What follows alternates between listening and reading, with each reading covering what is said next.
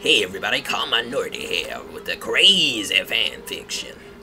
This is Barney the Dinosaur, The Pain Behind the Man, by Roxanne. Whoa, loaded. Let's read. Readers, be warned, don't read this if you're easily offended, as it contains profanity and references to homosexuality, racial and social policies, and other things. But if you, like me, have a slightly warped sense of humor, and some familiarity with children TV programs, you'll probably enjoy it.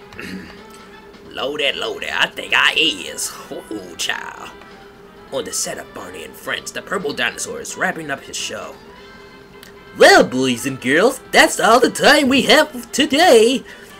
Didn't we have a super duper time singing songs, playing wholesome games, learning to share, and expressing our completely platonic love for each other?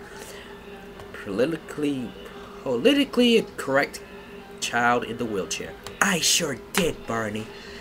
Barney. Nobody cares what you think, Johnny. In a deceptively friendly tone.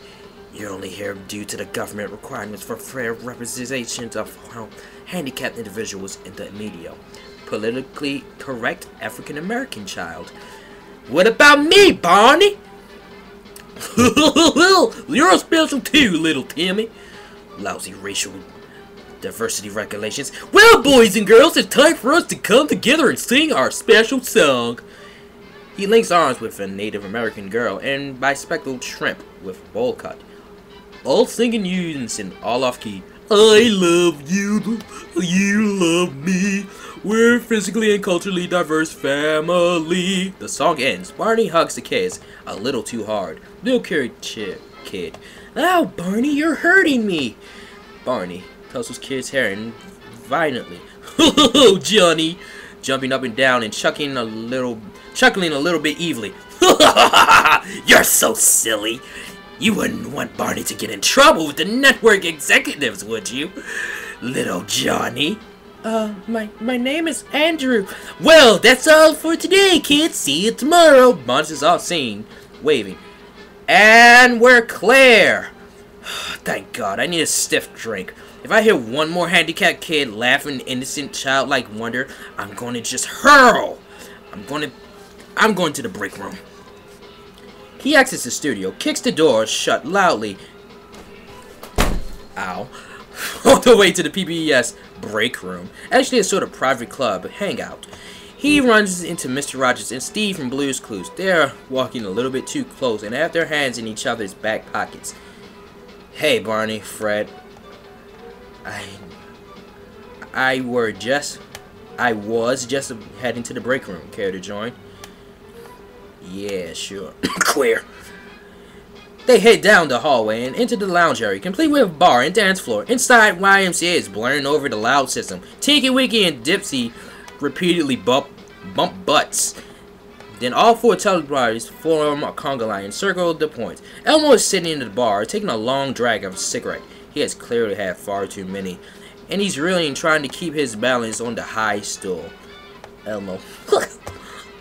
Elmo knows how to shake it. He waves his friendly arm sporadically in the air, then falls off the bar stool and lands on the floor, unconscious. Sesame Street. This is Mr. Rogers, by the way. Sesame Street is on in an hour, and he'll be in no shape to perform. That just goes to show how dangerous alcohol is, kids. Who are you talking to, Fred? Said Steve. Sorry, sometimes I forget when my show's over. Mr. Rogers is Morgan Freeman. That's what happens when you forget your medication. Get a room, you two, said Barney. Barney crashes on the bar stool, all but breaking it under his weight. He signals to the bartender, who happens to be Big Bird. What can I get you, big guy?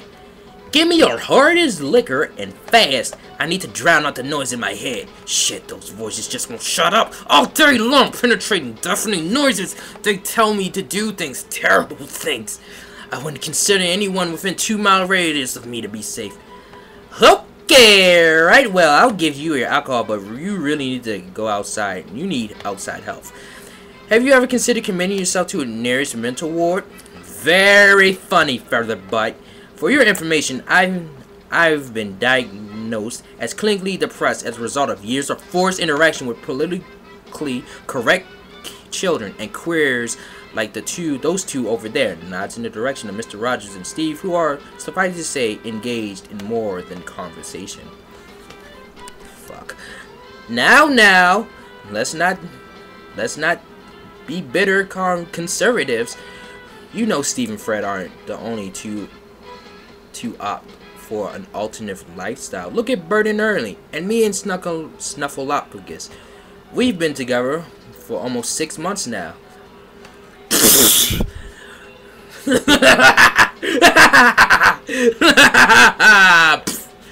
When Barney comes to, he sees Mr. Rogers and Steve bending him over with concerned depression. Meanwhile, Tinky Winky, Dipsy, Lala, and Po are pouring cold water on Elmo in an attempt to wake him up. It's not working. Dipsy, almost incoherently, Momo didn't go too much. Tinky Winky, getting distracted. Tinky Winky, go get bag! He takes out his red purse and pulls out a small bottle of vodka. Lala and Po stare at him. Tinky Winky need to wink! He chugs the bottle of vodka. Lala and Po turn to each other and shrug, then dance up and down gleefully. Again! Said Lala and Po. They really should have drink limits here. Too many PBS kids, entertainers getting trashed. I swear these networks are going down the shitter, said Steve.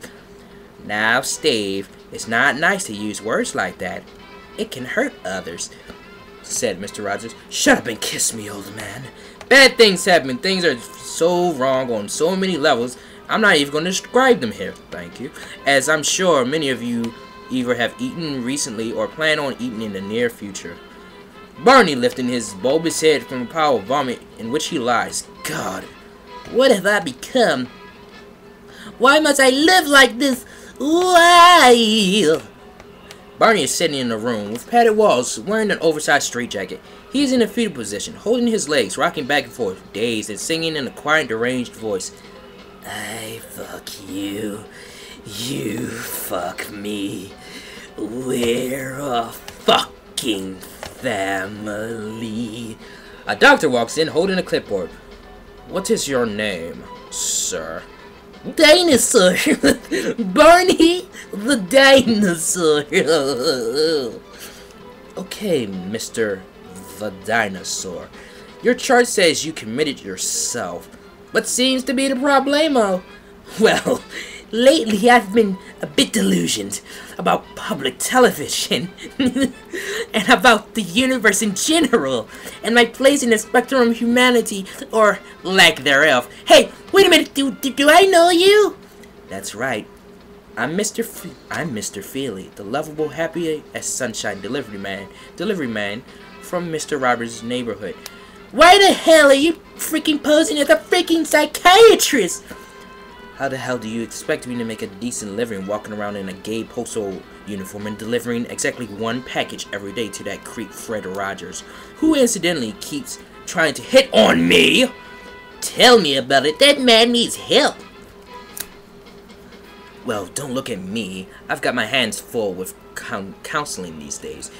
Did you know that over the past month, no fewer than 17 PBS kids, TV personalities have willingly commended themselves to this institution? It can't be a coincidence. I've helped Ernie and Bert with marital counseling. I've referred Elmo to a 12-step AA program. I've even treated all 4 Teletubbies for separation anxiety and stress from coping with devastating brain damage, an incurable speech impediment which prevents them from communicating in a coherent fashion. I thought that stuff was confidential.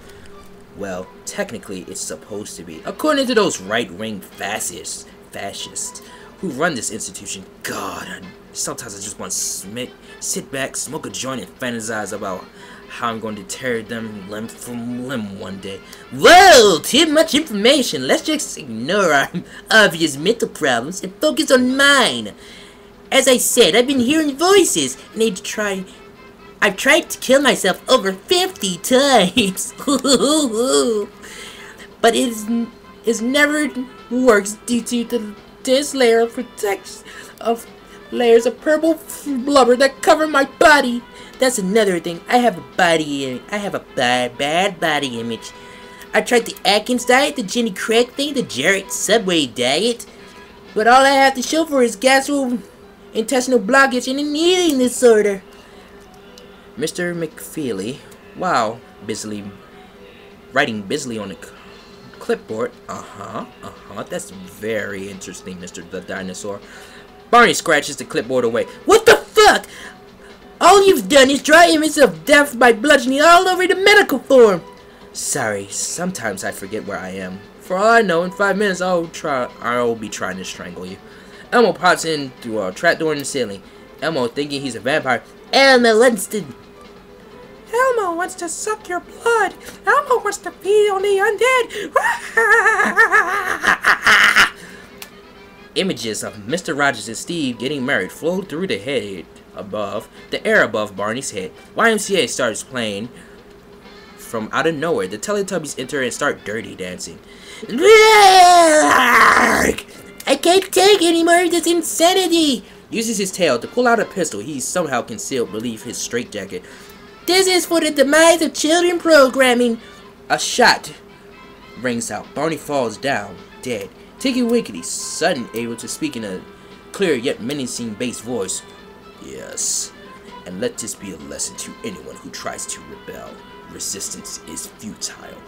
We will continue to penetrate your children's range each time they watch our shows until one day they will serve us. Elmo's eyes roll back in his head, so the only white show. Poe starts foaming at the mouth, and his head slowly rotates in a full 360 degrees. All the while, he is grinning maliciously. Suddenly, the lights go out, and everything is silent. A voice rings out. The end. Hope you enjoyed my story. I'm aware that the ending is crabby. You don't have to tell me. The end.